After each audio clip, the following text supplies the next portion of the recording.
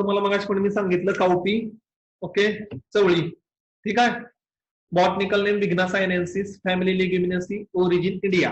Okay, these are the information about चवळी. चवळी सगळ्यांनी खाल्ली पण असेल आणि क्रॉप बघितलं पण असेल. ज्यांनी नसेल बघितलं त्यांना मला आता मी फोटो टाकतोय, त्या फोटोमध्ये बघू शकता. सो काउपी, चवळी, botanical name Vigna sinensis, family leguminosae, origin India.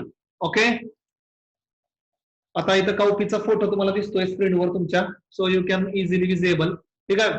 तर पानं बघा कशी येते, टॅपरिंग टुवर्ड्स द एंड, टोकाकडे जाताना निवृत्ती होत जात आहेत. ओके, आणि एका साइडला काउपी म्हणजे चवळी तुम्हाला दिसते.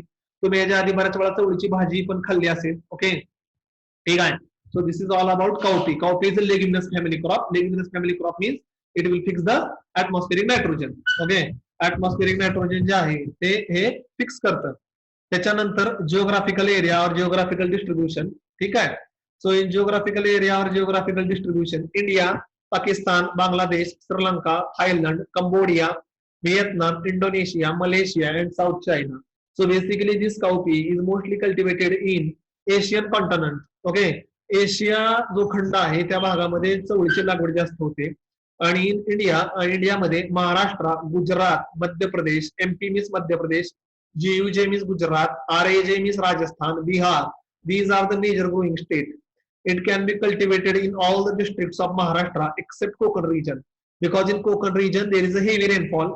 कोकण रिजनला भरपूर पाऊस पडत असल्यामुळे चवळी एवढी तिकडे येत नाही. बाकी अख्ख्या महाराष्ट्रामध्ये बऱ्यापैकी होते. बेसिकली मराठवाडा आणि विदर्भ रिजन, मराठवाडा आणि विदर्भ रिजन मध्ये जास्त असते. त्याच्यानंतर next point related with the cowpea और चवळी, इकॉनॉमिकल इम्पॉर्टन्सचा पॉइंट आहे. It is popularly non as चवळी और लोबिया. लोबी म्हणजे उत्तर प्रदेशमध्ये लोबी म्हणतात, ठीक आहे. आपल्याकडे चवळी म्हणलं जातं मराठीमध्ये. लोबी हे हिंदी शब्द आहे. It is a versatile for the grain, forage and green manuring as a mixed sole or catch crop. हे जे आहे हे ग्रेन क्रॉप साठी पण करतात. फॉरेज म्हणजे चाऱ्याच्या पिकासाठी पण कल्टिवेट केलं जातं. ग्रीन मॅन्युरिंग म्हणजे जमिनीमध्ये लावायचं आणि जमिनीमध्ये गाडायचं. So it will fix the atmospheric nitrogen, phosphorus. As well as mixed crop. Mixed म्हणजे काय, it is mostly useful in intercropping मध्ये पण वापरतात. दोन किंवा तीन पिकं ऍट अ टाइम शेतामध्ये. सोल क्रॉप, सोल क्रॉप म्हणजे सिंगल क्रॉप पण लावतात. कॅच क्रॉप म्हणजे काय, if there is because of any reason sowing is delay, जर कोणत्याही कारणामुळे सोईंग जर उशिरा होत असेल आणि जर तुमचा सीझन वाया जात असेल, so you can cultivate cowpea as a catch crop. Cowpea जरी तुम्ही लेट लावलं अप टू 15 जुलै, ओके, 15 जुलै पर्यंत जरी लावलं, so because it is a short durational crop, it will grow within 3 months. 3 ते 3.5 महिन्यामध्ये उगवून येतं. शॉर्ट ड्युरेशनल क्रॉप असल्यामुळं चवळी उशिरा जरी लावली तर तुमचा सीझन वाया जात नाही. त्यामुळे ह्याला कॅच क्रॉप म्हणतात. ओके, आता बाकीच्या क्रॉप्स मध्ये कसं असते, तुम्ही एका जास्त लेट लावू शकत नाही, नाहीतर त्याचं जर्मिनेशन अफेक्ट होतं. पण चवळी cowpea is a crop you can sow in a late. तुम्ही लेट जरी लावलं, उशिरा जरी लावलं, काही वेळेस तुमच्याकडे पाऊस जरी उशिरा येत असेल तुमच्या भागामध्ये, तरी सुद्धा हे ग्रो करता येतं. तुमचा सीझन वाया जात नाही. Enrichment of soil fertility by fixing the atmospheric nitrogen. ऍटमॉस्फिअरचा नायट्रोजन जो आहे तो फिक्स करतं. लेग्युमिनस फॅमिली क्रॉप आहे. It is also known as a cover crop, so reduce the soil erosion because it will cover the soil surface very quickly and easily. That's why the raindrop impact, जो पावसाचा थेंबचा impact आहे, it is first fall on the leaf and after that it is roll on the soil, so it will reduces the erosion. पावसाचा पाण्याचा थेंब पहिल्यांदा पानावर पडतो आणि पानावरनं घनघळून पाऊस जो आहे तो मातीवर पडतो. त्यामुळे जे सॉइल इरोजन होतं पावसामुळे, जे स्प्लिट इरोजन म्हणतो आपण, ते चवळीमध्ये पानं मोठी असल्यामुळे आणि जमीन कव्हर केल्यामुळे इरोजन कमी होतं, सॉइल इरोजन लेस होतं. Botanical description, it is a small herbaceous annual plant with 16 to 100 centimetre of height. Okay, अतिशय छोटं प्लांट आहे, 3-3.5 महिन्याचं, आणि 60 ते 100 सेंटीमीटर उंचीपर्यंत वाढतं. Chromosome number is 24. Flower is born in the cluster. Cluster म्हणजे गुच्छासारखे एका जागेवर उगवून येतात. Pods are long and cylindrical. Each contain 4 to 10 seeds. Pod जे आहेत, शेंगा, त्या लांबड्या असतात आणि एका शेंग्यामध्ये 4 ते 10 सीड्स असतात. Tap root system. Okay, root system ही टॅप असते आणि रूट्सवर नोड्युल्स असतात, गाठी असतात. Leaves are trifoliate and compound. एका जागेवर 3 पानं. ओके, त्याला आपण ट्रायफॉलिएट लीफ म्हणतो. Seed small green colour cotyledon. Okay, seeds बारके असतात, पहिल्यांदा हिरव्या कलरचे असतात after some time at the time of maturity it will become light yellow in color, off white किंवा पिवळसर कलर मध्ये येतात. It is a self pollinated crop. चवळी जी आहे ते सेल्फ पॉलिनेटेड क्रॉप आहे. Okay, so this is all about botanical description of cowpea. हे जे आहे हे काउपीचं बॉटनिकल डिस्क्रिप्शन आहे. Then soil requirement. चवळी is cultivated on medium to sandy loam soil. चवळी जी आहे ती शक्यतो हलक्या जमिनीमध्ये सँडी ते लोमी सॉइल मध्ये कल्टिवेट करतात. PH 6.5 to 7.5. पीएच जो आहे 6.5 ते 7.5 च्या मध्ये असावा, बेसिकली म्हणजे न्यूट्रल असावा. चवळी can be grown in poor fertile soil. हलक्या जमिनीमध्ये पण लावतात कारण की कसं आहे मायनर पल्सेस आहे. It is not a major, हे मायनर पल्स आहे. ओके, त्यामुळं थोडस ज्या जमिनीमध्ये दुसरं कुठलं क्रॉप घेतलं जात नाही तिथं लोक चवळी लावायचा प्रयत्न करतात. Water logging is harmful for the crop. सगळ्याच क्रॉपसाठी वॉटर लॉगिंग हार्मफुल आहे. It cannot tolerate saline alkaline condition because nodulation is adversely affected. या सलाइन अल्कलाइन कंडिशन्स मध्ये जास्त चालत नाही. सॉइल जर सलाइन अल्कलाइन असेल त्याच्यावरची जी मुळाची गाठी फॉर्म होण्याची जी प्रक्रिया आहे ती कमी होते. Climatic requirement. चवळी it is a tropical crop mostly rainfed. हे पावसाच्या जीवावर येणारं ऊन येणारं पीक आहे. Okay, grown up to the height of 200 MSL. MSL म्हणजे काय, मीन सी लेवल. समुद्र सपाटीपासून 2000 फूट. ओके, मीन सी लेवलवरच कल्टिवेट केलं जातं. समुद्राच्या जवळ लागवड केली जात नाही किंवा किनाऱ्यावर लागवड केली जात नाही. वातावरण सूट होत नाही, ह्युमिड, हाय ह्युमिड वातावरण. ट्रॉपिकल क्रॉप आहे. टेम्परेचर रिक्वायरमेंट आहे 15 degree Celsius minimum, 27 degree Celsius maximum. कमीत कमी 15 डिग्री सेल्सिअस, जास्तीत जास्त 27 डिग्री सेल्सिअस. आणि rainfall 350 to 500 mm is sufficient. 350 ते 500 mm सफिशियंट आहे. This does not require more amount of rain water. म्हणजे ड्रायलँड क्रॉप आहे, कमीत कमी पाण्यावर ग्रो होतं. It can tolerate the frost. थोड्याफार प्रमाणामध्ये धुकं जरी असेल तरी टॉलरेट करतं.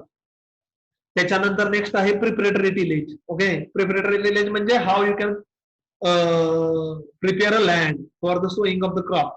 Ploughing is carried out up to 15 to 20 centimetre in summer. उन्हाळ्यामध्ये 15 ते 20 सेंटीमीटर खोल नांगरट करून ठेवायची. Application of FYM 5 to 6 tonne per hectare. 5 ते 6 टन जे आहे ते FYM सॉइल मध्ये मिक्स करून ठेवायचं in month of summer. Harrowing is carried out for firm and compact seedbed. कोळवायचं किंवा रोटावेटर यूज करून जमीन लूज आणि भुसभुशीत बनवून ठेवायचे आहे. ओके, त्याच्यानंतर नेक्स्ट पॉइंट आहे सीड अँड सोईंग. ओके, त्याच्यामध्ये पहिलं येतं सीड ट्रीटमेंट. चवळी seeds are treated with 4 gram Captan or thiram for controlling of seed borne diseases. चवळीला 3 ते 4 gram captain, thiram, Bavistin, carbendazim कोणतंही फंजिसाइड वापरा जे अवेलेबल असेल ते.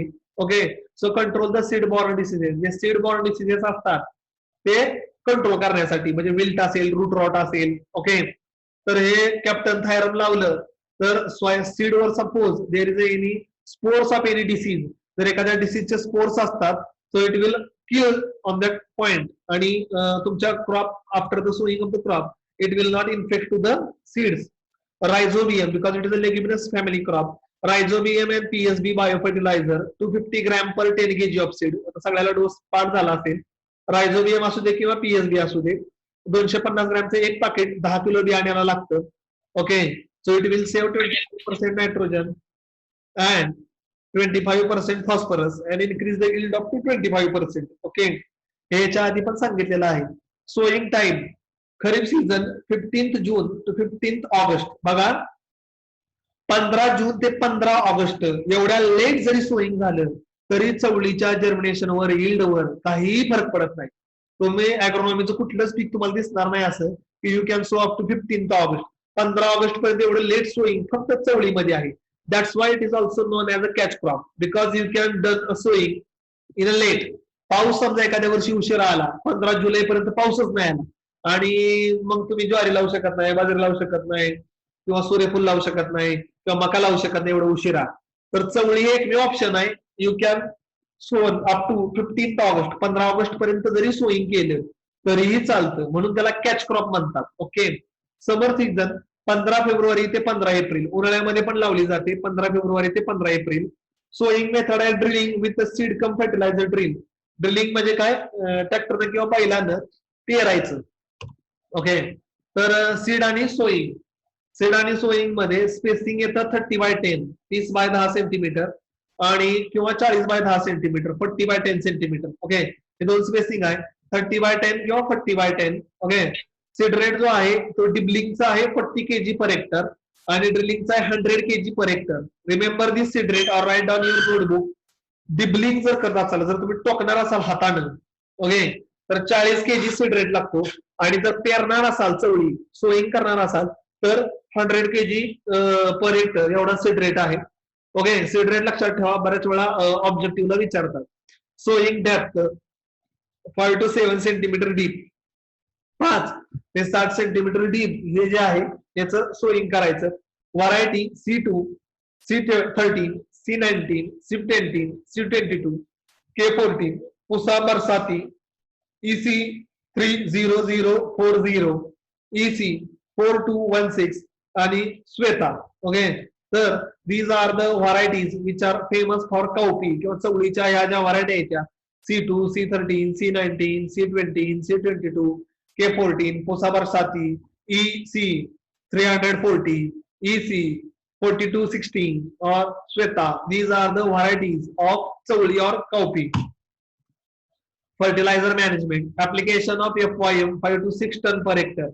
5 ते 6 टन चांगलं कुजलेलं शेणखत सॉइल मध्ये मिक्स करायचं at the time of sowing. आणि फर्टिलायझर डोस जो NPK चा डोस आहे fertilizer 40-20-20, 20-40-40, 20 kg nitrogen, 40 kg phosphorus आणि 20 kg पोटॅश असा जो फर्टिलायझर डोस आहे तो द्यायचा at the time of sowing. त्याचं स्प्लिटिंग करायची आवश्यकता नाहीये. You can apply the dose at the time of sowing because it is a leguminous family crop. It will fix the atmospheric nitrogen. हे leguminous family crop आहे. Atmospheric nitrogen जे आहे ते स्वतः फिक्स करतं, त्यामुळे नायट्रोजनचं स्प्लिटिंग करायची कोणतीही आवश्यकता भासत नाहीये. Total dose is will be given at the time of sowing. संपूर्ण dose at the time of सोईंगला द्यायचा आहे. त्याच्यानंतर water management. There is no need to give the irrigation at the time of rainfall. पाऊस जर पडत असेल तर पाणी देण्याची आवश्यकता नाहीये, कारण की मुळात चवळीला 350 ते 500 mm एवढा कमी पाऊस लागतो. But at the dry spell in kharif season, जर एखादा ड्राय स्पेल पडला समजा एक 10-15 दिवस continuous, there is no rainfall, then you have to give the irrigation at critical growth stages. Okay, तर 3 ते 4 इरिगेशन द्यावे लागतात जर पाऊस पडला नाही तर. ओके, 10 to 15 डेज इंटरव्हल मध्ये. एक आहे फ्लावरिंगला द्यायचं आहे 15 to 16 DAS, 50 ते 60 दिवसानंतर फ्लावरिंग स्टेज येते त्यावेळेस द्यायचं आहे. आणि another one is at the pod filling stage, ज्यावेळेस त्याला शेंगा लागतील त्यावेळेस एक द्यायचं आहे पाणी 18 to 85 डेज, 80 ते 85 दिवसानंतर सोईंग केल्यानंतर. ओके, त्याच्यानंतर weed management. Okay, so in weed management or interculturing 2 to 3 weeding or hoeing, 1 ते 2 वेळा भांगलायचं किंवा कोळपायचं. Okay, carried out in the field 30 to 35 days after sowing. It will reduces the crop with competition. Okay, तर महिन्याभराच्या नंतर sowing झाल्यानंतर एखादं दुसरं हँड विडिंग करा किंवा कोळपा, जेणेकरून वीड ग्रोथ जी आहे ती कंट्रोल मध्ये राहील. ओके, आणि if you want to use the herbicide, जर तुम्हाला तणनाशक मारायचं असेल, so Basalin 1 kg per hectare.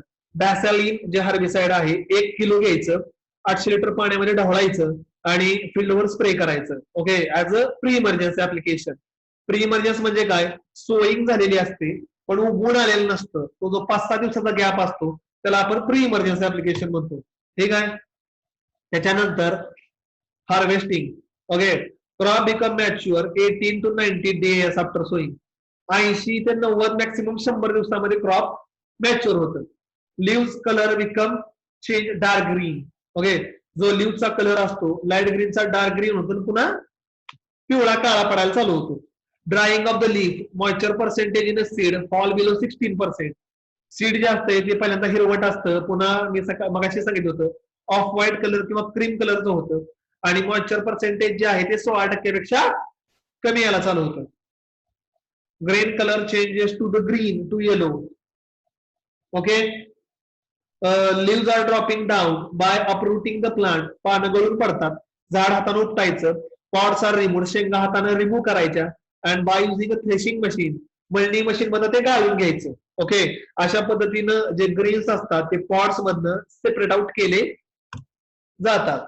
Yield जे आहे इम्प्रूव्ड मेथडची 12 ते 15 क्विंटल पर हेक्टर आहे. ओके, आणि ग्रेन इल्ड जे आहे ते 30 ते 300 ते 350 क्विंटल पर हेक्टर आहे. मी सुरुवातीला पण सांगितलं होतं, चवळी जी आहे ती जनावराला खाद्य म्हणून पण दिली जाते आणि चवळी जनावराला माणसाचं खाद्य म्हणून पण दिली जाते आणि जनावराचा चारा म्हणून पण चवळीची लागवड केली जाते.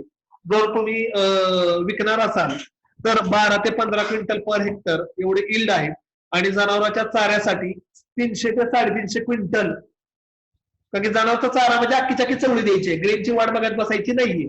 ठीक आहे.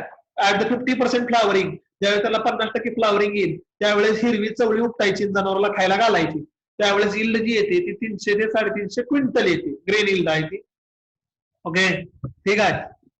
हॉर्सग्राम मी आता नाही शिकवणार, उद्या शिकवणार आहे. आता मी तुम्हाला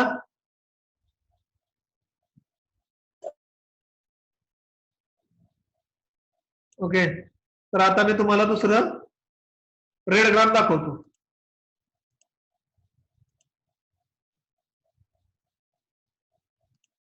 एकच मिनिट थांबा, जरा असं होल्ड करा. स्क्रीन शेअर मी करतोय. ओके,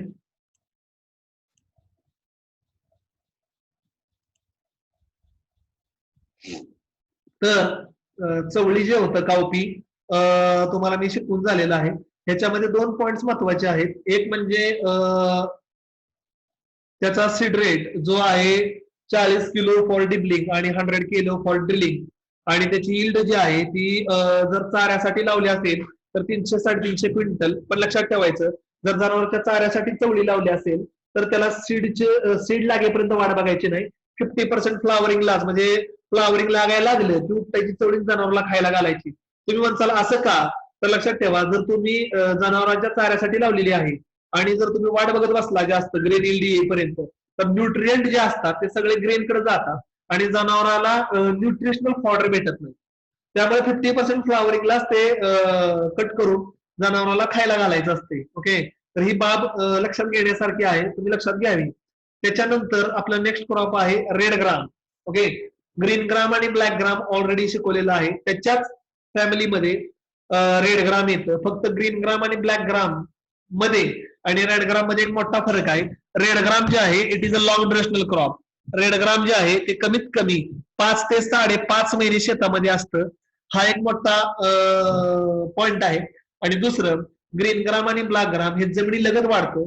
रेड ग्राम सॉइल पासून जमिनीच्या वर कमीत कमी 4 ते 5 फूट वाढतं आणि त्याची लाईफ जी आहे ती 5 ते 5.5 महिने एवढी मोठी आहे. तर हे 2 मुद्दे रेड ग्राम शिकायच्या अगोदर लक्षात घ्या. आणि रेड ग्राम जे असते ते झुडपासारखं असते, उंच असतं, श्रब सारखं. ठीक आहे. So red gram, botanical name Cajanus cajan. Okay, red ग्रामला रेड ग्राम का म्हणतात, कारण की त्याचे जे सीडचा कलर आहे तो लाल असतो. रेड ग्राम म्हणलं जातं, अरहर म्हणलं जातं, तूर म्हणलं जातं.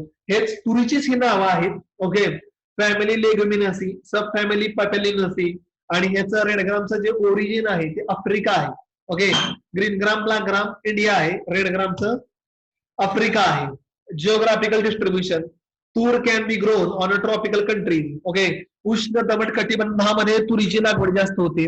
In the world, Africa, West Indies, Australia and India या देशांमध्ये तुरीची लागवड जास्त होते. आफ्रिका तर काय त्याचं ओरिजिनच आहे. इंडियामध्ये महाराष्ट्र, यूपी अँड एमपी, इंडियामध्ये मध्य प्रदेश, उत्तर प्रदेश आणि महाराष्ट्र या राज्यांमध्ये जास्त प्रमाणामध्ये तुरीची लागवड होते. It can be cultivated in all districts of Maharashtra except Konkan. महाराष्ट्रापेक्षा तुरीची सगळ्यात जास्त लागवड विदर्भामध्ये, म्हणजे नागपूर, अमरावती, अकोला, बुलढाणा, चंद्रपूर, विदर्भामध्ये आणि मराठवाड्यामध्ये जे आपले तालुके येतात, नांदेड, परभणी, बीड, उस्मानाबाद, औरंगाबाद, जालना, हे जे आहेत, तर तुरीची लागवड पश्चिम महाराष्ट्रापेक्षा मराठवाड्यामध्ये आणि विदर्भामध्ये आपल्याकडं जास्त होते. Okay, it is the second most important pulses in a country after the gram. हरभऱ्यानंतर तुरीचा 2 नंबर लागतो पल्सेस मध्ये. हरभरा तुम्हाला आत्ताच्या सेमिस्टरला नाहीये, रब्बीला आहे, पुढच्या सेमिस्टरला तुम्हाला हरभरा शिकवला जाईल. It is the hardiest crop from the pulses. अतिशय कडक आणि स्ट्रॉंग पीक आहे. शक्यतो पेस्ट आणि डिसीजचा अटॅक जास्त होत नाही. Okay, enrichment of soil by mixing atmospheric nitrogen. Atmospheric nitrogen fix करतं. It contain 25% protein. ह्याच्यामध्ये 25% प्रोटीनचं प्रमाण असतं. तूर डाळ इज इझी फॉर डायजेशन. तूर डाळ जी आहे ती पचायला थोडीशी हलकी असते हरभऱ्यापेक्षा. हरभऱ्याची डाळ पचायला जड असते. Toor also contain amino acid like टायसिन, ट्रायसिन. ओके, अमायनो ऍसिड्स जे आपल्या शरीरासाठी बिल्डिंग ब्लॉक्स असतात. Toor husk is a valuable food for the cattle. तुरीचा जो भुसा आहे, ओके, तो जनावराला चारा म्हणून वापरतात. उडी पाड युजफुल फॉर द फ्युएल. तुरीचं जे सरपण शिल्लक राहतं ते चुलीमध्ये जळण म्हणून पण वापरलं जातं. It is also known as a cover crop and reduces the soil erosion. आता कव्हर क्रॉप काय म्हणायचं आणि सॉइल इरोजन कसं कव्हर करतं ते मी मागच्याच क्रॉप मध्ये तुम्हाला सांगितलेलं आहे. Straw and green leaf used as a feed for the livestock. हिरवी पानं जनावराला चारा म्हणून पण वापरतात. त्याच्यानंतर बॉटनिकल डिस्क्रिप्शन. बॉटनिकल डिस्क्रिप्शनच्या अगोदर तुम्हाला एक फोटो दिसतोय. 5 ते 6 फूट उंच वाढलेली तूर दिसते आहे. त्याला शेंगा लागलेल्या दिसत आहेत. एका पॉड मध्ये जवळपास 5 ते 6 शेंगा असतात आणि तुरीचे जे फ्लावर असतात ते येलोविश कलरचे असतात, पिवळ्या कलरचे फ्लावर्स असतात. ओके, ठीक आहे. It is a bushy annual plant with 2 to 3 metre of height. 2 ते 3 मीटर हाईट पर्यंत वाढतं. Chromosome number 4 to 4. Flowers are in axillary. Axillary म्हणजे शेंड्याकडे येतात. Pods are long and cylindrical. Each contain 4 to 10 seed. Pod जे असतात ते लांब आणि सिलेंड्रिकल असतात आणि एका पॉड्स मध्ये 4 ते 10 सीड्स असतात. रूट सिस्टम जे असते टॅप असते. टॅप म्हणजे एकच मध्य मूळ जास्त खोलवर जातं. Leaves are trifoliate and compound. पानं एका जागेवर 2, 3, 3 उगवून येतात. Okay, seeds are small red in colour cotyledon. Seed बारका असते आणि त्याचा कलर हा जो असतो तो लाल असतो. तर तूर सगळ्यांनी पाहिले असेल, बघितले असेल. It is again a self pollinated crop. हे सेल्फ पॉलिनेटेड क्रॉप आहे. ओके, सॉइल आणि climate. Tur can be cultivated on medium to sandy loam to clayey soil. तूर जे आहे ते हलक्या ते मध्यम ते चांगल्या जमिनीमध्ये उगवून येते. पीएच जो आहे तो 6.5 to 7.5 आहे. 6.5 ते 7.5 पीएच म्हणजे न्यूट्रल. तूर can be grown on poor fertile soil. हलक्या जमिनीमध्ये सुद्धा तुरीची लागवड करतात लोक, पण तुरीला शक्यतो चांगल्या जमिनीमध्ये लावावं, कारण की 5.5 महिन्याचं पीक आहे, 5 ते 5.5 महिन्याचं. Water logging is harmful for the crop. Water logging जे आहे ते हार्मफुल असते.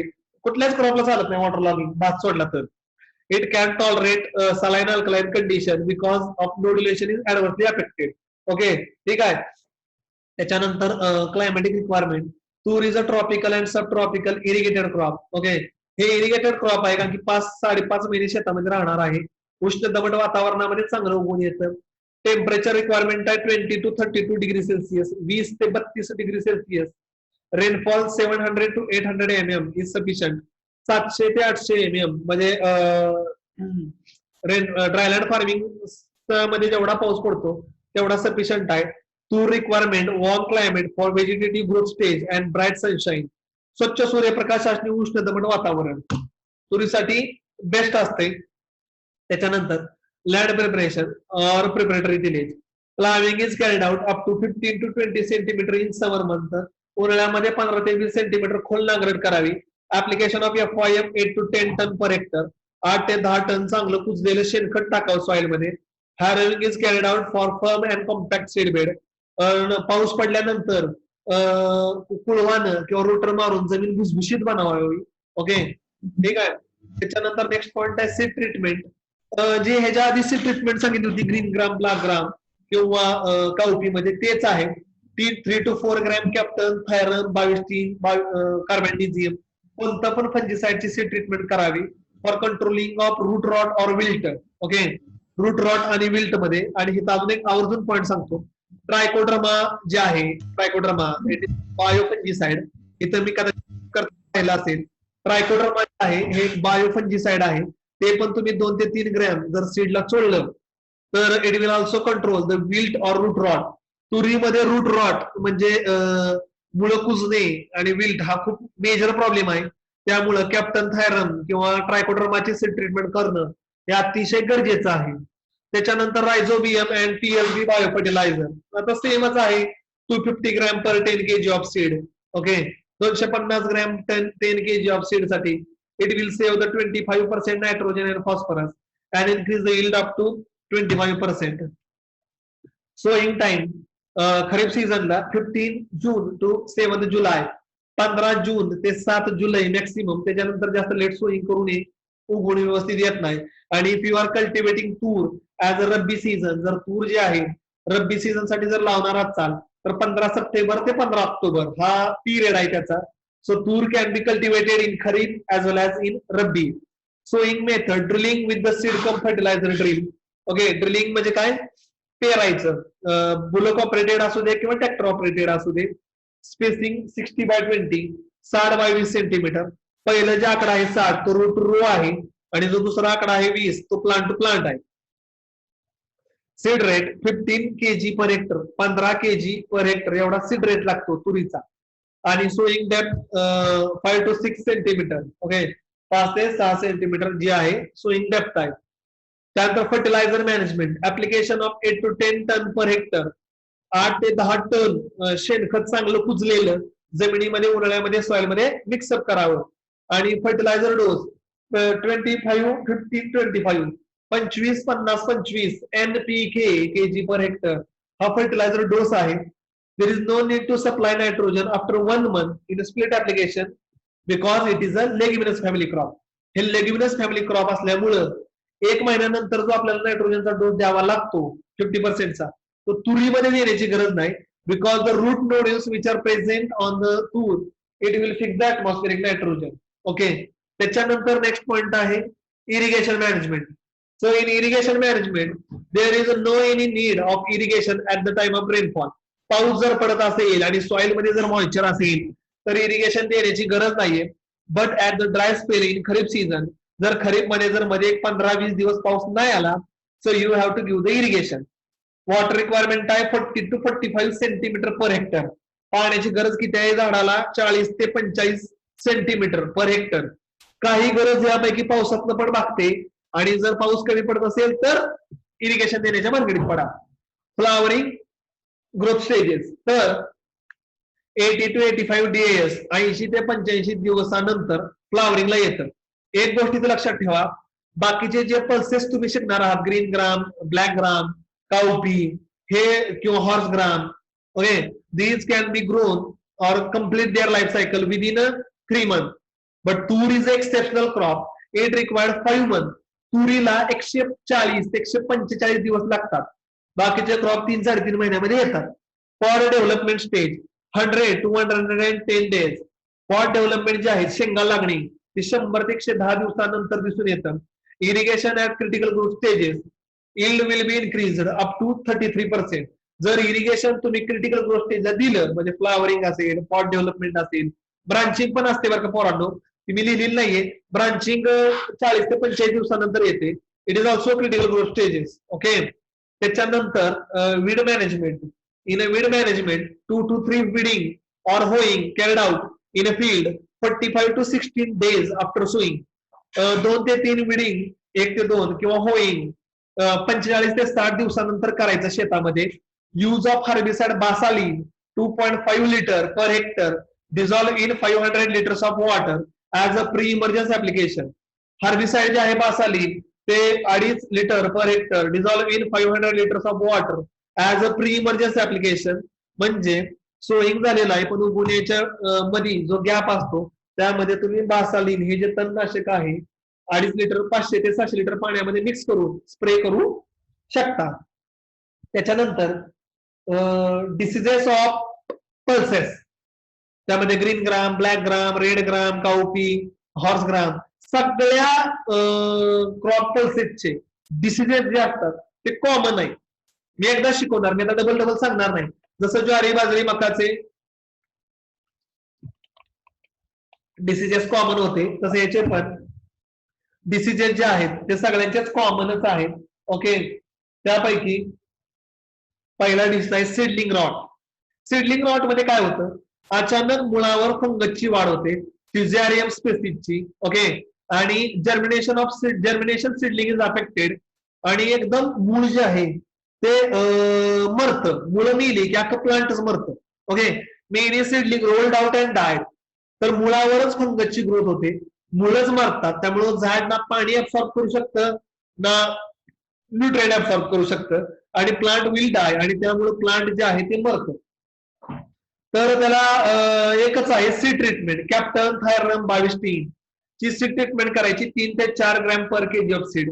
It is a preventive method. किंवा ट्रायकोडर्मा व्हिरिडी जे आहे बायोफंजिसाइड त्याचं 4 ते 5 ग्रॅम घ्यायचं एका किलो बियाण्याला सीड ट्रीटमेंट करायची. So it will control the seedling rot. एकदा सीडलिंग रॉट झाला की पुन्हा कंट्रोल करता येत नाही. ते जे झाड मरणार आहे ते मरणारच आहे. आणि जर त्या शेतामध्ये जर तुम्ही पाणी दिलं किंवा इरिगेशन दिलं तर एका मुळापासून तो डिसीज शेजारच्या झाडावर जाऊ शकतो, पाण्यातनं स्प्रेड होऊ शकतो. त्यामुळं मेलेलं झाड लवकरात लवकर उपटून टाकून देणे शेतात बाहेर हा एक मी ऑप्शन आहे. तर या सीडलिंग रॉट मध्ये preventive method is always better. तर शक्यता लक्षात ठेवायची सीड ट्रीटमेंट करणं कायम बेटर आहे. ओके. किंवा तुम्ही ड्रेंचिंग पण करू शकता. समजा तुम्ही सीड ट्रीटमेंट करायचं विसरला किंवा केली नाही तर झाडाच्या मुळाच्या शेजारी थोडं थोडं फंजिसाइड पाण्यामध्ये डिझॉल्व करून ओतायचं जेणेकरून सीडलिंग रॉट पडणार नाही किंवा होणार नाही. ओके ठीक आहे. त्याच्यानंतर जो आपला दुसरा डिसीज आहे तो आहे अँथ्रॅकनोज. ओके. दुसरा डिसीज जो आहे तो आहे आपला अँथ्रॅकनोज. अँथ्रॅकनोज मध्ये नेचर ऑफ डॅमेज कसं असतंय तुम्हाला तिथं फोटो दिसतोय पानावर. This disease is caused by fungus Polytrichum capsicum. Because of this, production of dark brown spot and then the size will be increased on the pod. पहिल्यांदा पानावर तांबडे तांबडे स्पॉट पडतात आणि ते वाढतात आणि त्यानंतर पुन्हा पॉडवर पण शेंगांवर पण तांबडे स्पॉट पडत जातात. कंट्रोल मेजर आहेत झायनेम किंवा मॅनकोझेब हे दोन्ही पण फंजिसाइडच आहेत. 2 किलो घ्यायचे 1000 लिटर पाण्यामध्ये मिक्स करायचं आणि स्प्रे मारायचं. झायनेम किंवा mancozeb it is a fungicide. Okay. जर तुम्ही अर्ली स्टेजला डिसीज कंट्रोल केला नाही तर सगळ्या पानभर डिसीज होतो आणि फोटोसिंथेसिस मे अफेक्ट आणि त्यामुळे फोटोसिंथेसिस जो आहे तो अफेक्ट होतो. पहिल्यांदा पानावर डिसीज पडतो आणि पुन्हा पॉडवर जाऊन पडतो. Okay.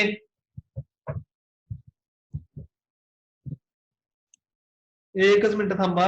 लॅपटॉपची screen okay okay okay झाली. अडकलेली होती पुन्हा क्लिअर झालेली आहे. त्याच्यानंतर नेक्स्ट जो डिसीज आहे आपला तो आहे विल्ट. ओके. नेक्स्ट डिसीज जो आहे आपला तो आहे wilt. Okay. So in wilt you will see the photograph. या फोटोमध्ये एक झाड वाळलेलं तुम्हाला दिसते आणि बाकीची आजूबाजूची झाड ग्रीन आहेत. So wilt this disease is caused by fungus fusarium orthoceras. Because of this disease leaves start yellowing and then drying and plant become die completely.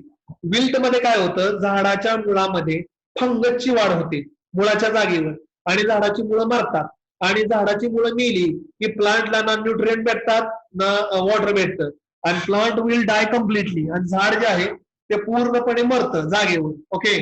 So uproot the plant and destroy. मेलेलं झाड उपटून टाकायचं. तुम्ही काहीच करू शकत नाही एकदा झाड मरायला लागलं किंवा wilt because it is a sudden disease. Wilt असेल रूट रॉट असेल this will show the incident within a 24 hour to 48 hour.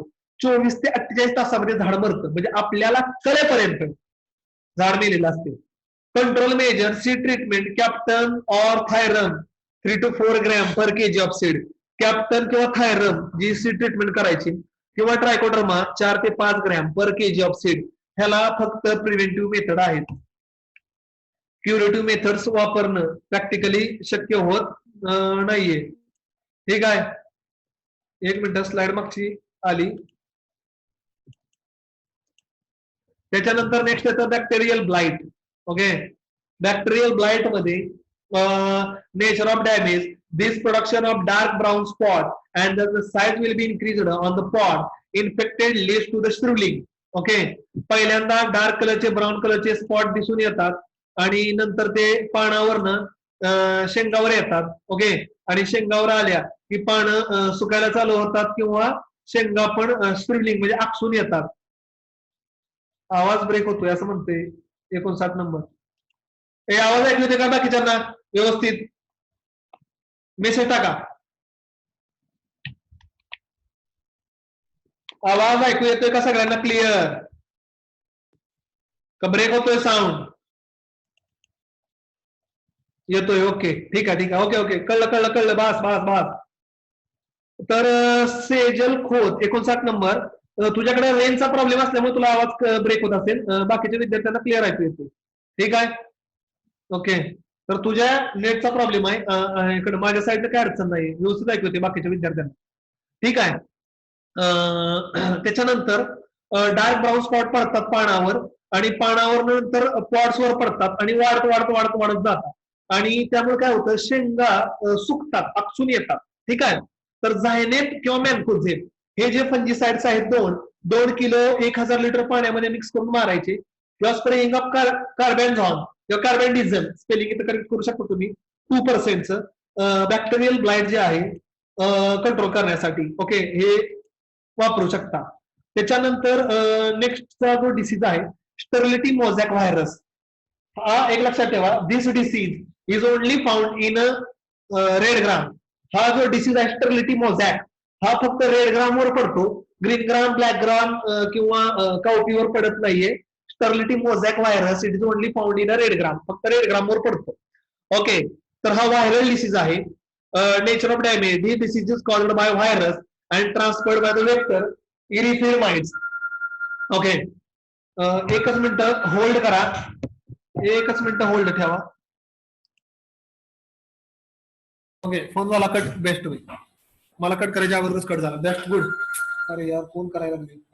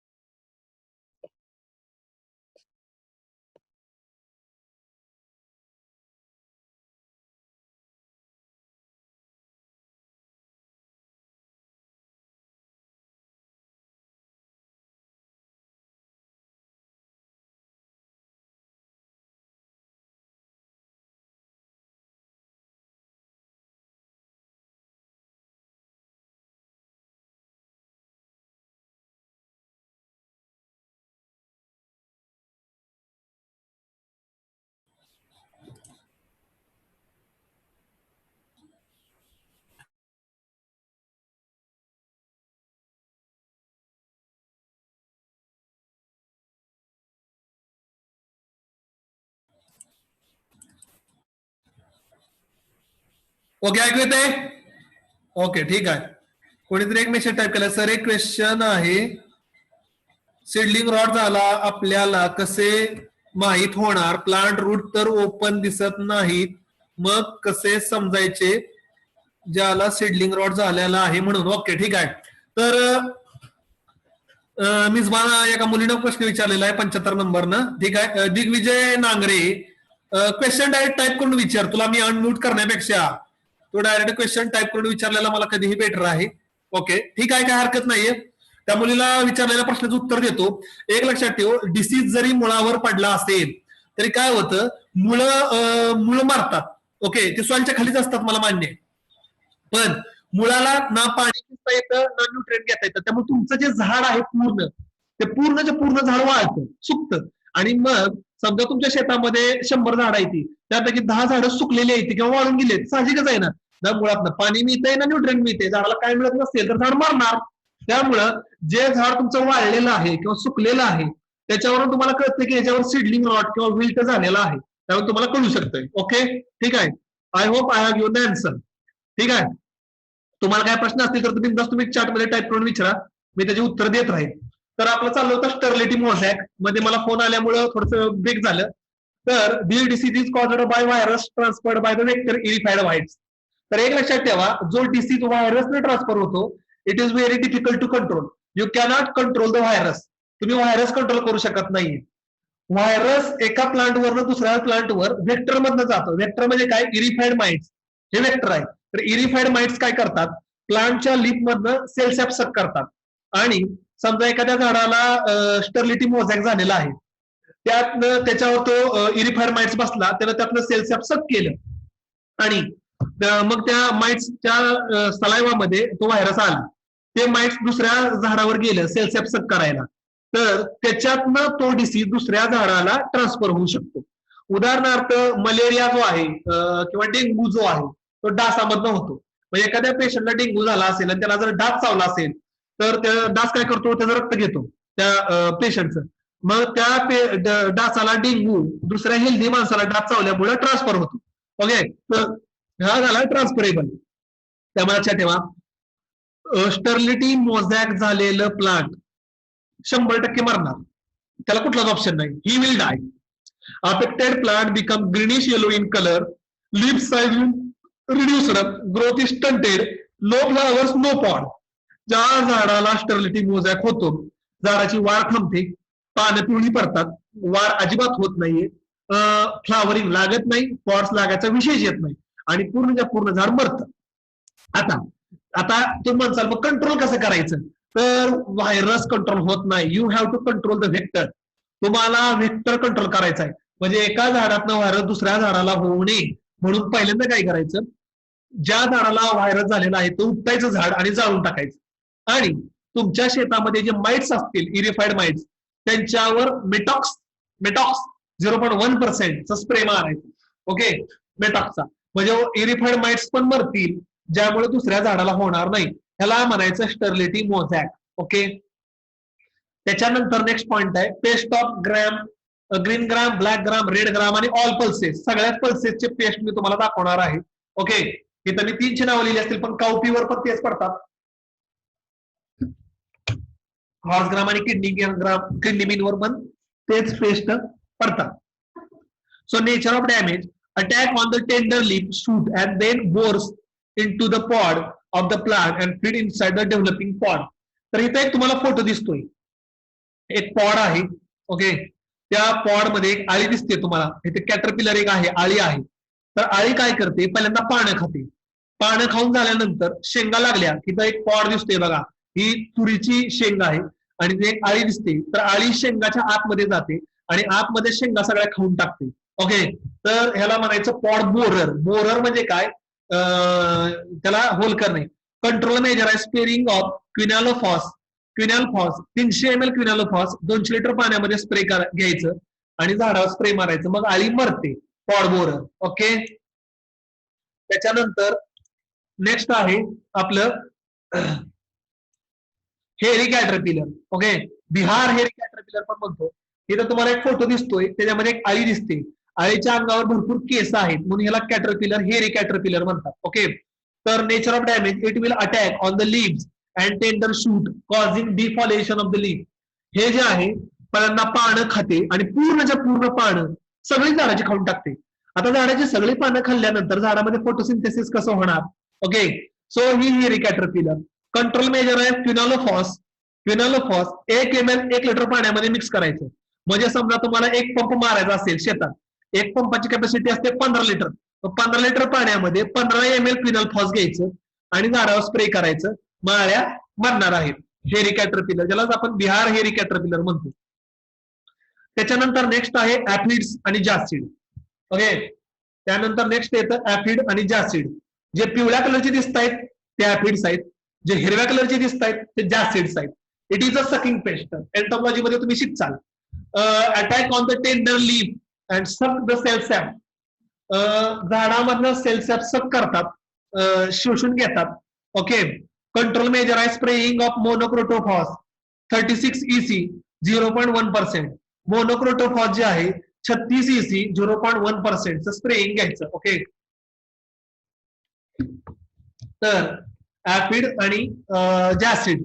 Attack on the tender leaf suck the cell sap and leaf turn yellow and brown.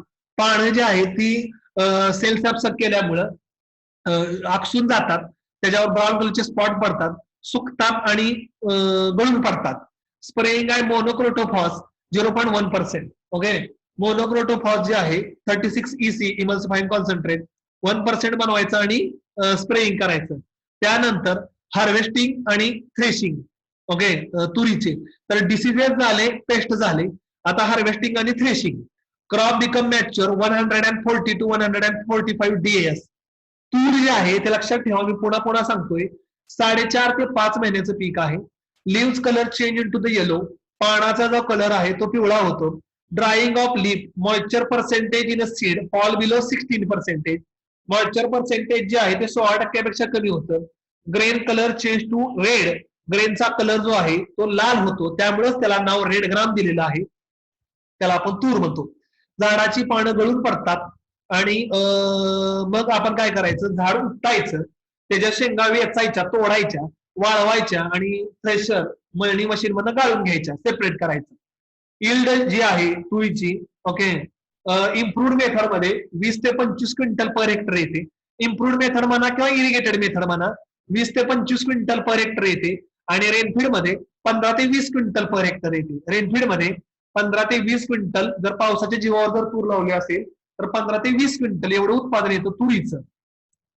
आणि त्यानंतर variety आहेत तुरीच्या BDN1, BDN2, BSMR 175, BSMR 736, BSMR 175, BSMR 736, ICPL 87, ICPL 85-012, Mukta, okay, त्यानंतर श्रद्धा, परभत, विपुल आणि अमोल ह्या तुरीच्या variety आहेत.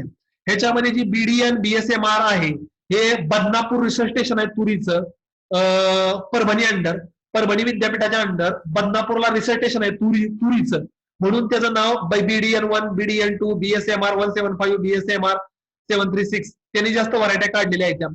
परभत असेल, विपुल असेल, अमोल असेल, मुक्ता असेल, शरद असेल, ICPL असतील 87, 85-012. Okay, so these are the varieties of tur. त्यानंतर इंटरक्रॉपिंग. इंटरक्रॉपिंग म्हणजे काय, बऱ्याच वेळा बिकॉज तूर इज 4 to 5 month क्रॉप, तूर हे जे आहे 4.5 ते 5 महिन्याचं पीक असल्यामुळं बऱ्याच ठिकाणी इंटरक्रॉपिंग केलं जातं. इंटरक्रॉपिंग म्हणजे काय, growing of 2 or more than 2 crop in a same field. एकाच शेतामध्ये 2 किंवा 2 पेक्षा जास्त क्रॉप लावले जातात, त्याला आपण इंटरक्रॉपिंग म्हणतो. तर तूर मध्ये तूर प्लस बाजरा म्हणजे 1 रो तुरीची 2 रो बाजरीच्या लावतात. तूर प्लस कॉटन 1 रो तुरीची आणि 6 ओळी कापसाच्या लावतात. तूर प्लस सनफ्लावर 1 रो तुरीची आणि 2 रो सनफ्लावरच्या. तूर प्लस ब्लॅक ग्राम 1 रो तुरीची आणि 2 रो ब्लॅक ग्रामच्या. तूर प्लस सोयाबीन 1 रो तुरीची आणि 3 रो सोयाबीनच्या. अशा पद्धतीचं तुरीमध्ये इंटरक्रॉपिंग करतात, का की 4.5 ते 5 महिन्याचं पीक आहे. ओके, तर शिकवण माझं संपलेलं आहे. मी शेअरिंग स्टॉप करतोय. व्हिडिओ सगळ्यांनी ऑन ठेवा आणि प्रश्न विचारा.